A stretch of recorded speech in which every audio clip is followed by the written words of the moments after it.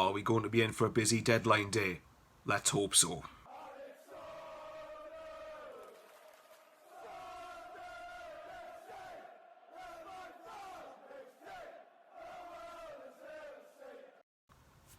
Joe Anderson. I think it's Joe Anderson. Yes, Joe Anderson.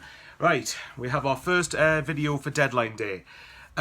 Obviously, just in advance, at the time of recording this, it's early Tuesday morning. I'll be at work Tuesday night, so there's a good chance if we make some very late moves, you will not see a video from me until either as soon as I get in, or maybe early tomorrow, or early Wednesday, whenever it is.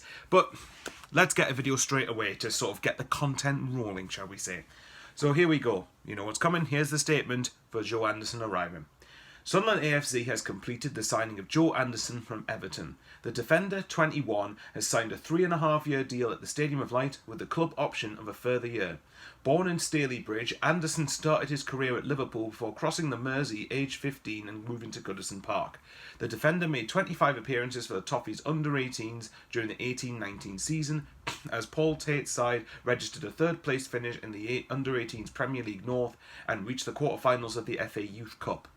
Anderson made the step up to under-23 level in 2019-20 and cemented a place as a regular starter one season later, going on to captain the Blues development side and feature on 62 occasions. A centre-back who can also operate in a left-sided role, he will train with his new teammates at the Academy of Light on Tuesday morning. So basically, he's trained, more or less, by the time you're watching this.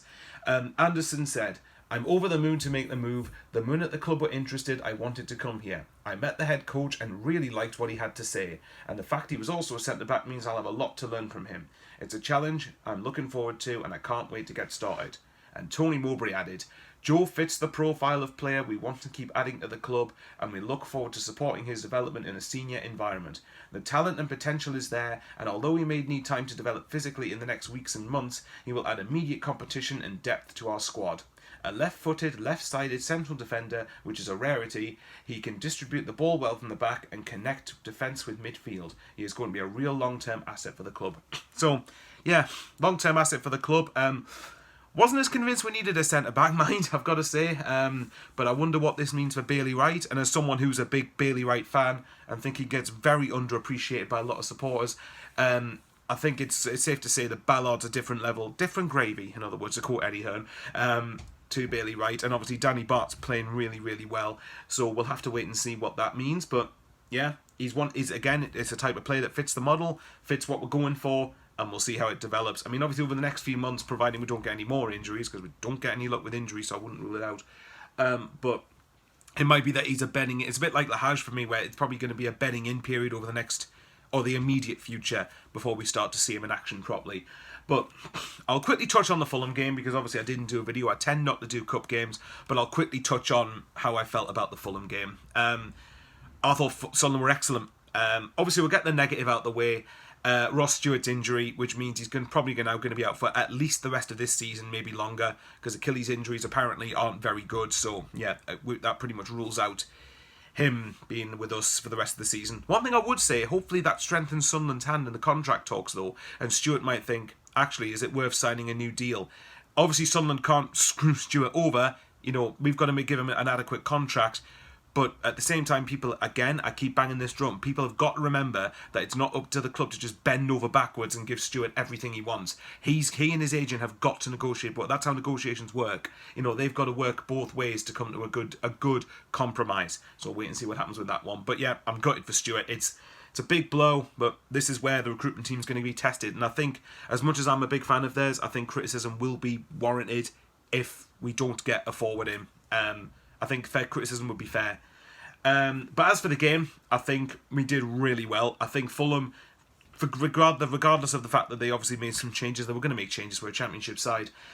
They've still got some good players, and even the teams that players, Andres Pereira, Tom Kearney, just to name two people straight away, there's going to be a host of people in that Fulham starting 11 against us that will walk into most championship sides.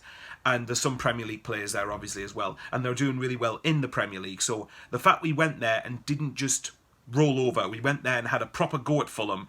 And in the end, a draw was fair. But in the end, to be disappointed not to win, I think says a lot. Again, just over a year ago, we lost 6-0 to Bolton in League One, which is the worst result in our history. And obviously, if there's any Bolton fans watching this, it's not because it's Bolton, it's because it's a 6-0 defeat in the third tier. Hopefully Bolton could get promoted this season, by the way, because I've got a lot of time for them, proper club.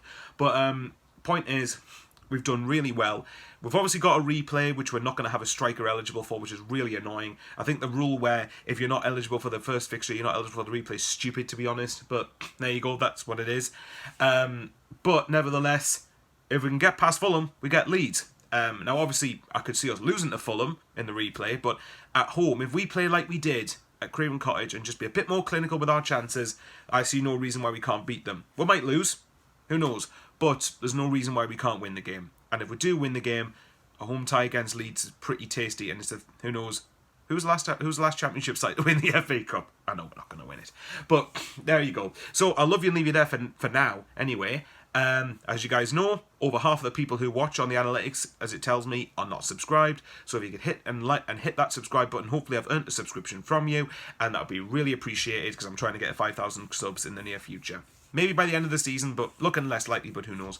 Anyway, I'll love you and leave you for now, and we'll see what happens on deadline day. See you in the near future.